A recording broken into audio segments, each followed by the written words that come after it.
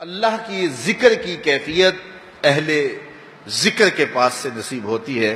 اور یہ جب نصیب ہو جائے تو پھر نسیان زائل ہو جاتا ہے، اور جب اہل اللہ کی مجلس سے بندہ دور ہٹ جائے تو پھر کیا ہوتا ہے کہ پھر بندہ خدا سے غافل ہونا شروع ہو جاتا ہے، نمازیں چھوٹنے لگیں گی، سستی ہوگی، غیبت، برائیاں اور کیا کچھ زندگی کے اندر پیدا ہو جائے گا۔ وہ کسی زمانے میں ایک گاؤں کے مولوی صاحب کے بارے میں یہ خبر پہنچی کہ انہوں نے اسلام کو چھوڑ دیا ہے اور عیسائیت قبول کر لی ہے، تو جو قریبی شہر کے علماء تھے انہیں بڑی تشویش ہوئی، تو علماء کا ایک گروہ ان کے پاس گیا اور جا کے کہا حضرت ماجرا کیا ہوا؟ انہوں نے کہا جی میں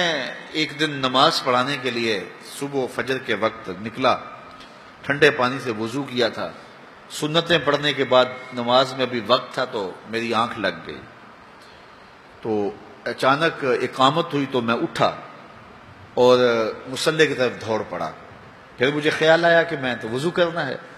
لیکن میں مصلی پہ کھڑا ہو چکا تھا، اب یہاں مصلی چھوڑ کے جاؤں تو نمازی کوسیں گے کہ پہلے کہاں گیا ہوا تھا، تو اسی گو مگو کی کیفیت کے اندر میں نے جو ہے وہ نماز پڑھانا شروع کر دی، لیکن میں ڈرا کہ میں مصلی رسول کی توہین کر رہا ہوں، بے وضو نماز پڑھا رہا ہوں، تو کہیں اللہ کا عذاب میرے اوپر نازل نہ ہو، تو میں ڈرتا بھی رہا، لیکن ساری نماز پڑھائی، میرے اوپر کوئی ایسی کیفیت اللہ کے عذاب کی نہیں آئی، سارا دن گزر گیا، اگلی رات بھی گزر گئی، اگلے دن فجر کا وقت آیا تو پھر میرا وضو ٹوٹ گیا، تو پھر میں نے کہا اب ٹھنڈے پانی سے وضو کیا کرنا ہے، پھر میں مصلی پہ چڑھ گیا،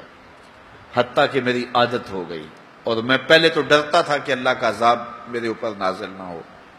اور پھر یہ بھی خوف ختم ہو گیا۔ پھر ایک دن میں غسل کی حاجت سے تھا اور میں نے غسل کرنے کی بجائے فجر کی نماز پڑھا دی، اس دن میں دوبارہ ڈرا کہ کہیں اللہ کا عذاب نازل نہ ہو جائے، تو کہا سلام پھیرا تو میرے اوپر اللہ کا کوئی عذاب نازل نہیں ہوا، تو میں نے اسلام کو چھوڑ دیا کہ اسلام سچا دین ہوتا تو میں اتنی توہین کی ہے مصلی رسول کی، اتنی توہین کی ہے اللہ کے گھر کی، تو میرے اوپر کوئی عذاب آتا، تو میرے اوپر کوئی عذاب نہیں آیا، تو میں پھر واپس ہو گیا ہوں، تو میں عیسائیت قبول کر لیا۔ تو علماء نے کہا کہ تیرے اوپر کوئی عذاب نہیں آیا، اس سے بڑا عذاب کیا ہو سکتا ہے، رب نے اپنا دین چھین لیا ہے، اس سے اور بڑا عذاب کیا ہو سکتا ہے، اس نے اپنا پیارا دین، محبوب دین تجھ سے چھین لیا ہے، اب جا بھٹکتا پھر، دھکے کھاتا پھر، تیرے سے وہ جو نور تھا وہ تو ہم نے نکال لیا، اب ایک بت رہ گیا۔ یہ سزا کتنی بڑی سزا ہے، لیکن انسان مادی سزاؤں کو سزا سمجھتا ہے، وہ سمجھتا ہے کہ دولت چھین لی جائے گی، کاروبار بند کر دیا جائے گا،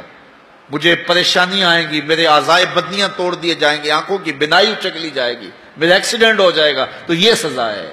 پتھر اتریں گے تو یہ سزا ہے۔ کہا یہ بھی سزا کی صورتیں تو ہیں، لیکن یہ سزا اوروں کو دی جاتی ہے،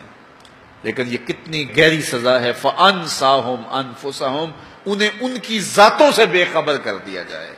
انہیں پتہ ہی نہ ہو کہ ہم دنیا پہ آئے کس لیے ہیں، مقصد حیات کیا ہے، ساری زندگی یوں گزار کے چلے گئے جس طرح ایک جانور گزار کے چلا جاتا ہے، کھایا پیا سویا آرام کیا چلے گئے، صرف اپنی خواہشات نفس کی تکمیل میں زندگی گزار دی۔ وہ تجھے اشرف بنایا ہے، تیرے سینے میں دھڑکتا دل رکھا ہے، تجھے اس نے اپنی امانتوں کا امین بنایا ہے، تو یہ بوجھ اٹھا کے چل پھر رہا ہے، اور اگر اس نے اس کو اتار دیا تو پھر یہ بہائم اور چوپایا ہو گیا۔ اولئک کالانعام بل ہم اضل، فرمایا یہ چوپایا ہے، چوپائے سے بھی بدتر ہے، اس سے بھی آگے چلا گیا۔ تو اس لیے جب اس سے وہ دولت ہی چھین لی گئی تو اس کے پلے باقی کیا بچا؟ تو اللہ مجھے اور آپ کو توفیق دے کہ مقصد زندگی ہمارے ہاتھ میں آ جائے، جس لیے ہماری تخلیق ہوئی ہے، اللہ کی معرفت حاصل کر وہ دولت ہمارے ہاتھ آ جائے، اگر وہ دولت نہیں ہے تو ساری زندگی برباد گزر گئی۔ اس لیے خندق کھودتے صحابہ پر جب پیار آیا تو یہی کہا اللہم ان العیش عیش الآخرہ فاغفر للانصار والمہاجرہ، اے اللہ زندگی تو حقیقت میں آخرت کی زندگی ہے، میرے انصار کو بھی بخش دے، میرے مہاجروں کو بھی بخش دے۔ تو زندگی مانگی تو وہ آخرت کی زندگی مانگی۔ اللہ مجھے آپ کو اس مختصر زندگی کو یاد الہی میں گزارنے کی توفیق دے۔